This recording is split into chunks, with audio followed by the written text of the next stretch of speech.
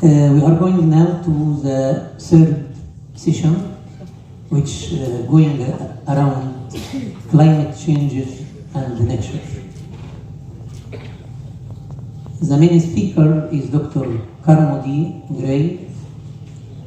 Dr. Carmody Gray is Assistant Professor of Theology at Durham University, UK, and the Adjunct Professor of Ethics at the University of Bern, Switzerland. She writes lectures and teaches in academic and public fora on the ethics of science, economics, and the environment.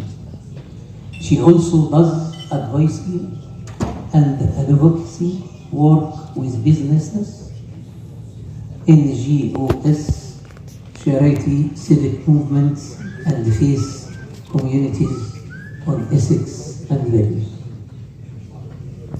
Dr. Carmody, you can begin. We welcome with you. Thank you for the introduction. The first thing I'd like to say is how extremely sorry I am that I'm not with you in person.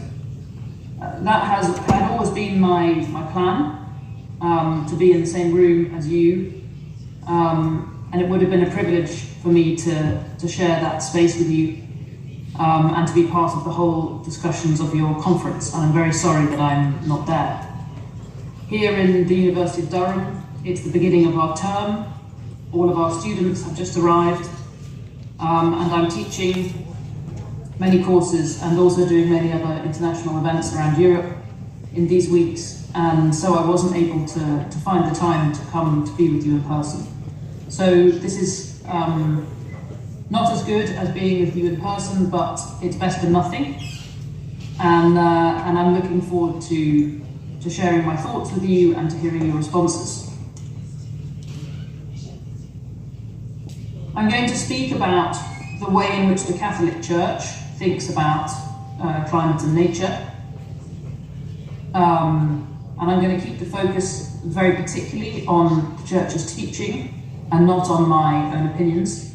Maybe we can bring that into the discussion, but at the end of the lecture I will say a little about how I interpret what's happening to us at the moment. The Catholic Church's social teaching has for decades insisted that the deepest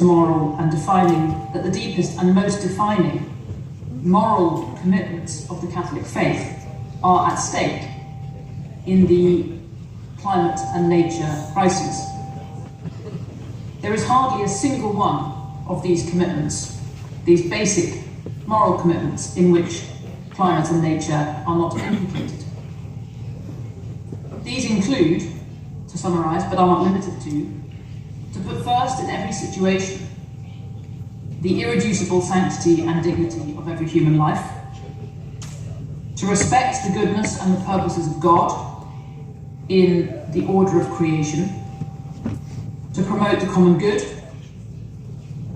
to realise peace, to exercise a preferential option for the poor, to live in solidarity. I could go on. Many fundamental moral commitments are at stake in what's happening to climate and nature. Around the same time that climate change was being discovered by scientists, Pope Paul VI said this: "There is a need right from the start to learn gradually and prudently to see all things in the light of faith."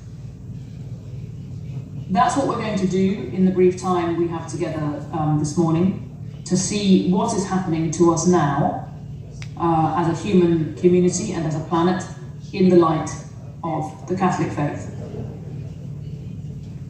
Section 1. Laudato Si is not new. I have always believed that the churches are the moral leaders of humanity. Most people in my society no longer believe that, but I still do.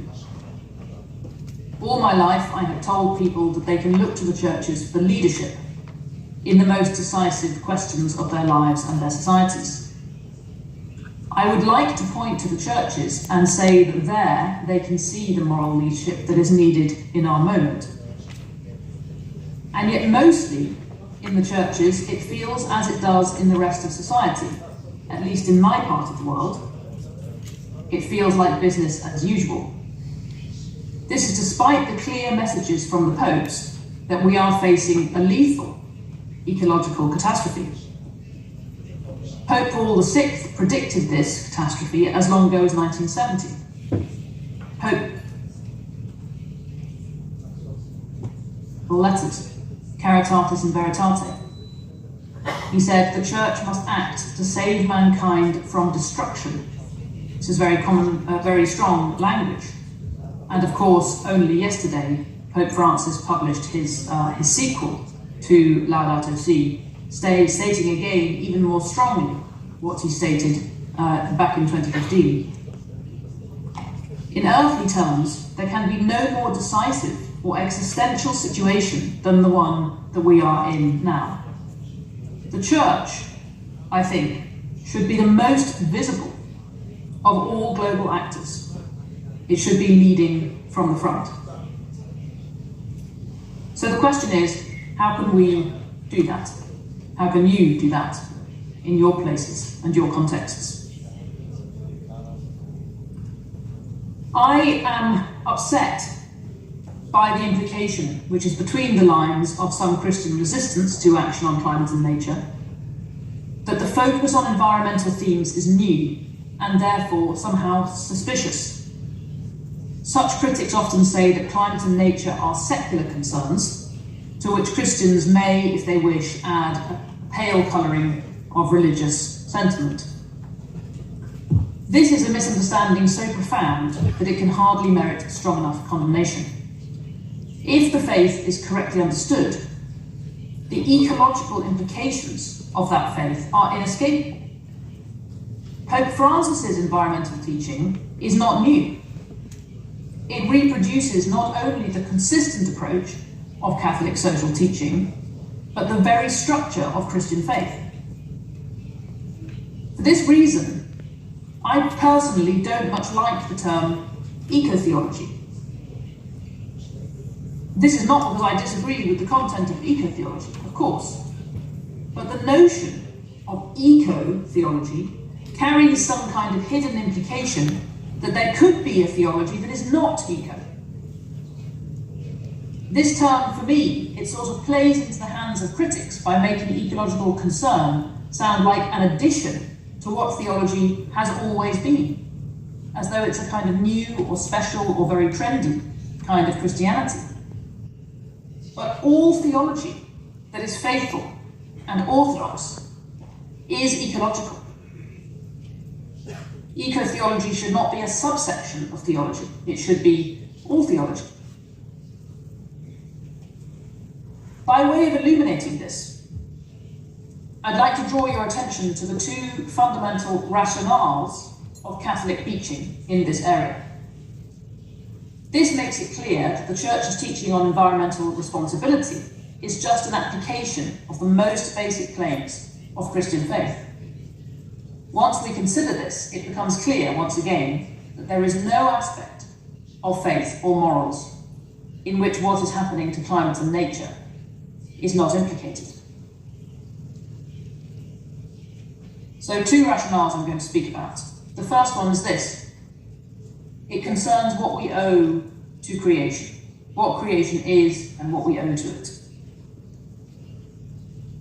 The fundamental claim that Christians make about creation, and of course Jews, is that the world is a very good gift from God. All of these elements are important. It's very good, it's a gift, and it's from God. This gift is in a fundamental way unlike gifts between human beings. If you give me something, in our instinctive understanding, it becomes mine, and I can do what I want with it. But a gift from God is not simply a gift in its origin, in the way it came into our possession. It is a gift in its ongoing character and structure. In other words, it is never mine. It is forever a gift in its very being. And the human vocation, as the Orthodox theologian Alexander Schmemann shows in his magnificent book, For the Life of the World, the human vocation, the distinctively human vocation, is to make of creation once again a gift. It's a gift we make in return to God, proleptically at every Eucharist, and ultimately at the consummation of all things. To put it simply, the world is gift in its source, in its nature, and in its end. It is a gift to us, and we are to make it a gift in turn. And of course, that involves making it a gift to one another, which I'll come on to when I discuss the second rationale. One application of this vision of the world as gift, in the context of the care for creation, is the notion of stewardship, which I've already heard you mention. This was especially stressed in the environmental teaching of John Paul II. We care for creation, we take responsibility for it on behalf of its true owner, because the world doesn't belong to us. If I had written Laudato Si, I would have been tempted to give it a different title. My title would have been Domini est terra. The earth is the Lord's. It is not ours at all.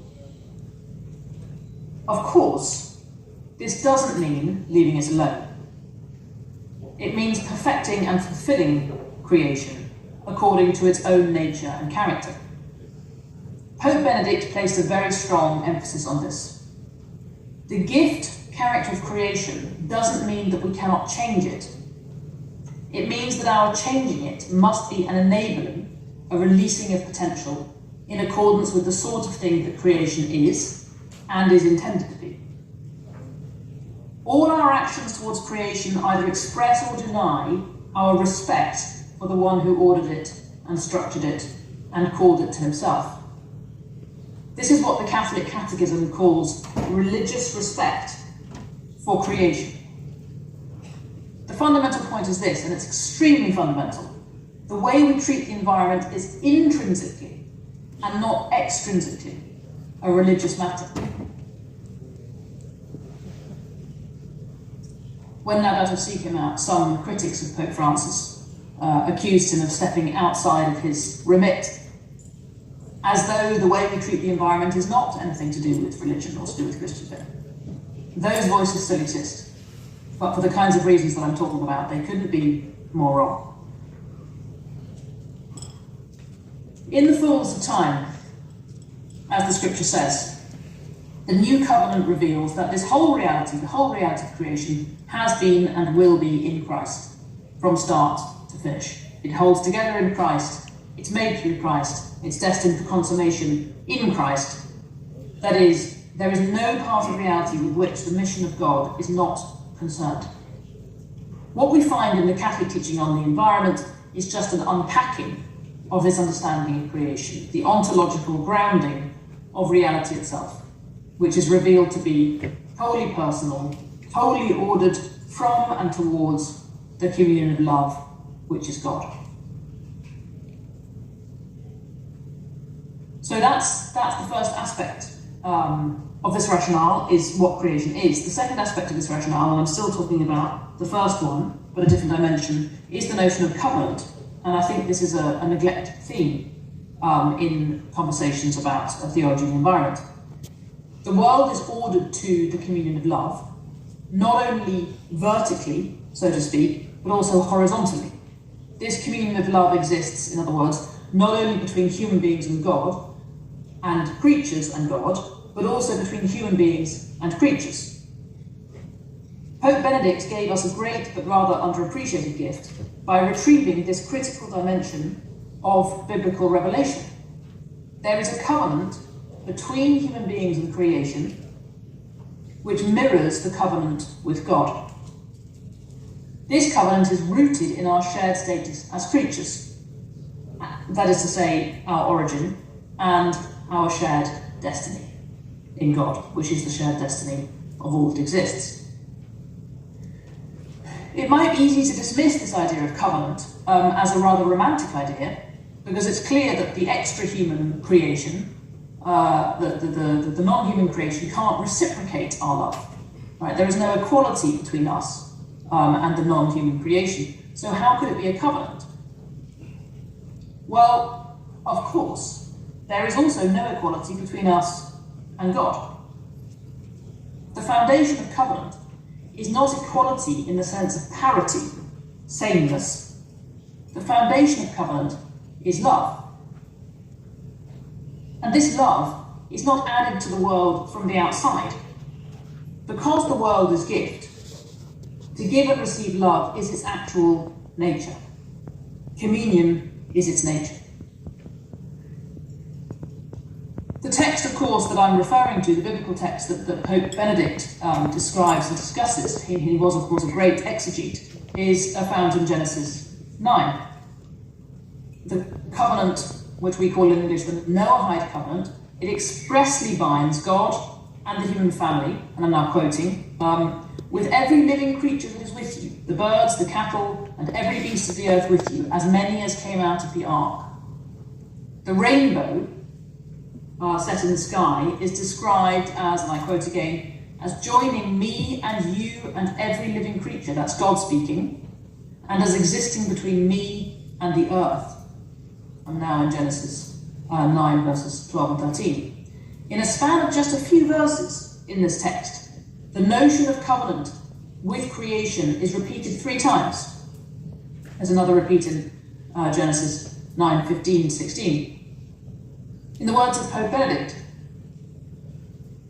Genesis reveals that covenant is inbuilt at the deepest level of creation, and that covenant is the inner ground of creation.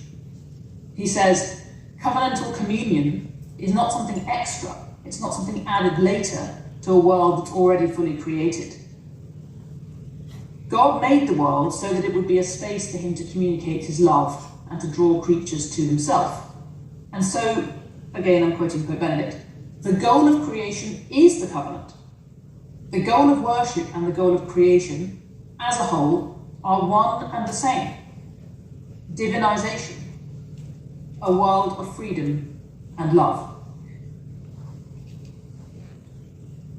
Some of you might recall that Pope Benedict famously and rather controversially invoked Teilhard de Chardin, the French Jesuit author.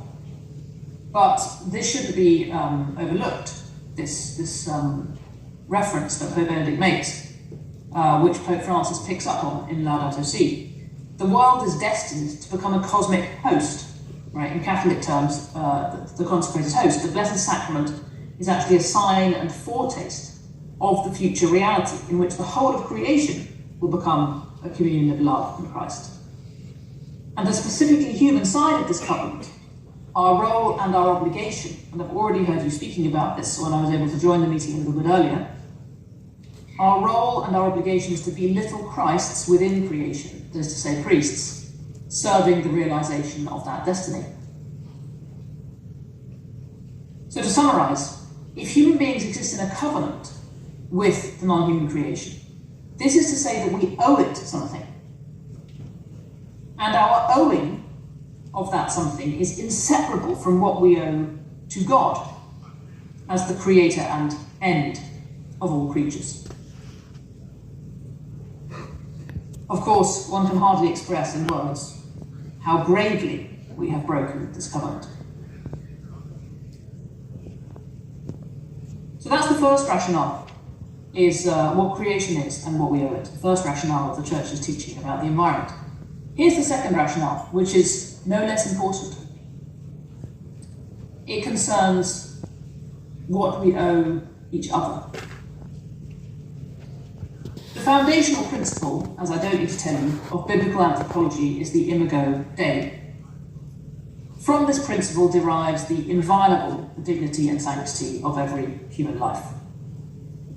As members of the created order, we are obliged to make it possible for others to live in a dignified way, a way that is fitting for the inviolable sanctity of their life. And to live such a dignified life requires not just that a person's basic needs are met, food and water and shelter, but the whole set of conditions which allows for the sustenance of a life that is genuinely and fully human. That is, clean air, a stable climate, a continued supply of natural resources, including those relating to energy, and so on and so on. Direct or indirect actions which deprive human beings of these things are offences against the dignity of human life. They are, in fact, to be very specific in theological terms, they are offences against God's image. And therefore, they are offences against God. In the gift of creation, in the beginning, there is an original justice. The earth belongs to every person equally.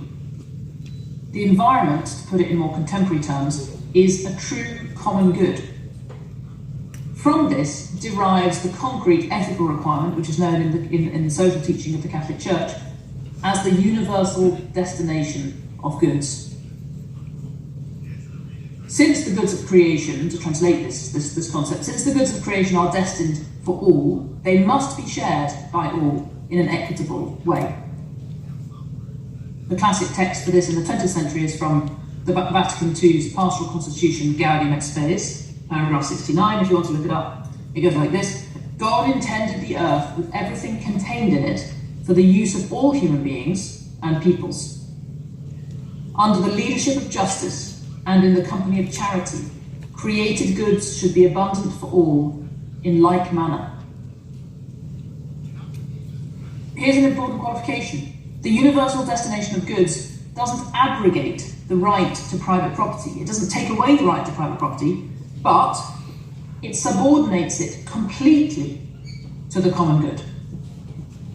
So, to quote the Catechism on this point, the right to private property, acquired or received in a just way, does not do away with the original gift of the earth to the whole of mankind.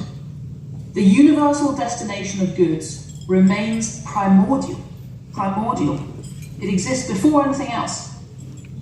As Pope Paul VI clarified, and he was commenting on this text that I just read to you from Gaudium et Spes, all other rights, whatever they may be, including the rights of property and of free trade, are to be subordinated to this principle. They should in no way hinder it. In fact, they should actively facilitate its implementation. Redirecting these rights back to their original purpose must be regarded as an important and urgent social duty. And he explains this applies both to the actual necessities of life and to the tools of progress. Pope Francis and Pope Benedict both have stressed, and Pope Francis extremely strongly in the document which was released yesterday. What is at stake in the current crisis is the survival of human beings themselves. As Pope Benedict wrote, and this was a while ago now, and it's even more true, the Church has a responsibility towards creation, and she must assert this responsibility in the public sphere. In doing so, She must defend not only earth, water, and air as gifts of creation that belong to everyone, she must above all protect mankind from self-destruction. The Church has been extremely clear, consistently clear, that no less than that is at stake in the current crisis. So within this gravest of obligations towards one another, this stress on what we owe to one another, the Church has an added directive. Going back to the very earliest times, it has stressed the priority of the poor. What's called in 20th century social thought the preferential option for the poor. For this reason, Pope Francis asks us to hear at the same time the cry of the earth and the cry of the poor. It is our obligations to the poor which are most gravely infringed by inaction on climate and nature, because it is the poor who will suffer first and who have no protections. As John Paul II said, both everyday experience and scientific research show that the gravest effects of all attacks on the environment are suffered by the poorest. Inaction on climate and nature incurs directly the guilt that is described so unforgettably by St. Basil the Great. You are guilty of injustice towards as many as you might have aided and did not.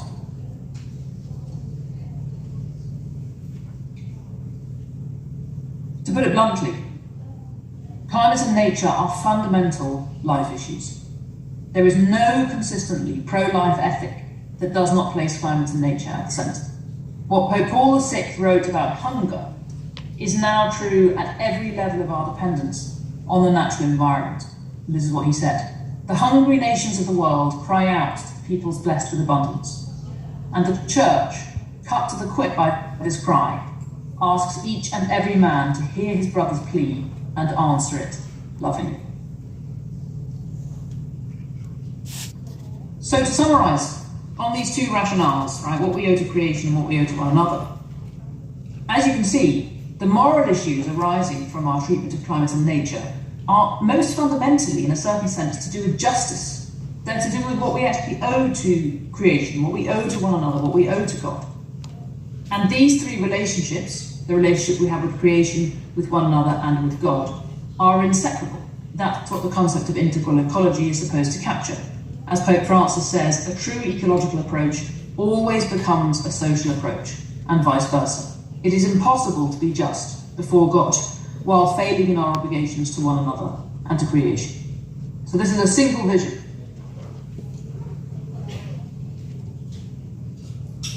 So that concludes my too brief, sadly, treatment of the fundamental principles of Catholic social teaching as it generates environmental responsibility. In the remaining time, I want to talk a little bit about what that means concretely, practically for us. And here we're moving away from the Church's teaching and towards a summarised reflection on my 10 years or so of experience working in this field, with a range of different actors from businesses and banks and the private sector through to civil society organisations and charities and faith communities, and of course in education itself. Pope Francis left us with a valuable tool for understanding the sort of changes we're called to make. This is not a new idea. It was coined by Pope John Paul II in 2001, but of course in Laudato Si, Pope Francis has given it a new prominence, and he stressed the Christocentric character of this conversion, that it is really a conversion to Christ, and it's essential to our turning to Christ. It's not an added extra. To put it in the terms that I've been using here, ecological conversion really expresses the truth of our relationship with God and creation and one another. But I want to add a layer to this idea of ecological conversion, and I'd like to be more nuanced than I have time for, so forgive me for being too compressed. Today's world is an extremely complex system. Our energy needs, which are primary in, of course, in our impact on the planet, are woven into every aspect of our way of life. Fossil fuels, that means practically at the moment, are woven into every aspect of our way of life, as are practices which despoil nature and exhaust natural resources. Our current systems are deeply entwined with unequal distribution of the goods of the earth, as well as unequal distribution of the costs of damaging and destroying it. Changing this is very complex. We need to be part of discerning and creating new systems, collectively with others at every level and scale, which move us towards a future of flourishing for all, human and non-human. The first phased response, of course, is to educate ourselves, exactly what we're doing in this symposium together, to educate ourselves about what responsibility we have and what opportunities we have. We have to notice what level of agency we have in our own life, in our family, in our community, in our organisation, in our church, in our city or our region or our nation, and so on. All the aspects of our life need to be examined and transformed. Our food systems, our transport systems, our energy systems, and many other aspects of our lifestyles. Christian organisations and communities have a special responsibility to discern in what ways they may be complicit in the evils of a system that is actually destroying the future, and how they can be part of positive change. And that means paying particular attention to our own economic and political commitments, and asking how we can witness in our own lives and our own communities to a sustainable future. But within this wider responsibility to become more alert to system change, one factor needs to be very prominent. Something very specific is rotten in our current system, something that is not all that visible, but which has a tremendous impact. And in a brief final few minutes, I want to draw your attention to this aspect, because I think it's so neglected. This doesn't change anything that I've said so far, but it's neglected and it needs to be mentioned. It can only be described as a structural evil, something that is wrong in the actual structure, the way that we've set things up. Pope Francis rightly says that moral corruption is at the heart of the current crisis, and that is true. But it is not actually the moral corruption of the many, but of the few. Because the current crisis has not mostly taken place because of the moral failings of ordinary individuals. It has mostly taken place, particularly in the last 3 or 4 decades, through the knowing acts of a few powerful agents who have deceived and manipulated the global process for their own benefit. Of course, I'm talking about those who have the most responsibility. We all have some responsibility, but that responsibility is very unequally distributed. I'm mainly talking about the leaders and shareholders in fossil fuel companies and others that are allied with them in industry and agribusiness and the governments who cooperate with them. They are knowingly maintaining a system which is destroying the future. These people have knowingly hidden the truth about the impact of emissions. They have deliberately misled policymakers and consumers, and they have continuously updated their tactics to ensure that they can go on selling their product, even as the scientific evidence for dangerous changes to our natural systems are mounting. Can I recommend, because I don't have time to give you the details of this, the best short summary of this has just been given by Al Gore, the former Vice President of the USA. He gave a talk which is now on TED. It's called What the Fossil Fuel Companies Don't Want You to Know. It's a data-driven description of exactly how the fossil fuel companies and others allied with them have avoided decarbonisation. And it's extremely important, and it provides a snapshot of the investigative data and journalism behind what I'm saying to you now. In other corporate domains, not just fossil fuels, similar things, of course, have happened. We know that this rampant corporate greed, which sacrifices nature and people on the altar of profit, has already happened in the tobacco industries. We know it's happened in the pharmaceutical industries. We know it is happening in the food and chemical and transport industries. These unaccountable, faceless, global powers are effectively the worldly powers and dominations of our time, which St. Paul warns us about. There could hardly be a clearer instance of an offence against justice, against the universal destination of goods and the preferential option for the poor. The needs and rights of those in poverty take precedence over the right of individuals to amass great wealth. And at the moment, the opposite is occurring, and it's largely invisible, and it's largely so far without redress. So, in terms of what we should do, the churches should be calling to justice those powers which are benefiting from the status quo by pretending to be on the side of good while using the language of sustainability to mask their own selfishness. We must clearly, insistently and passionately advocate for system change at this level.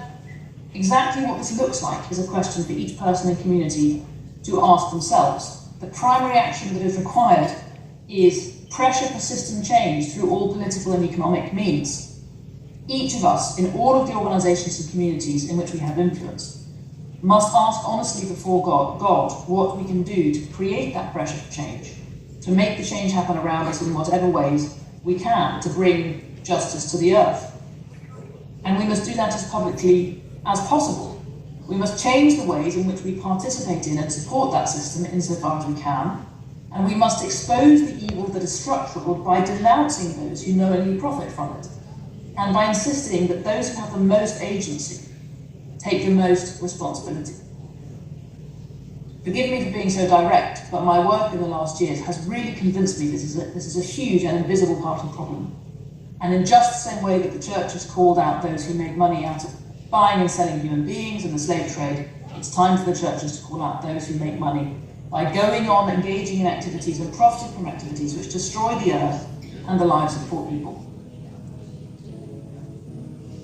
And in this way, Christians can once again be the moral leaders in their communities and in the human family as a whole. Thank you very much.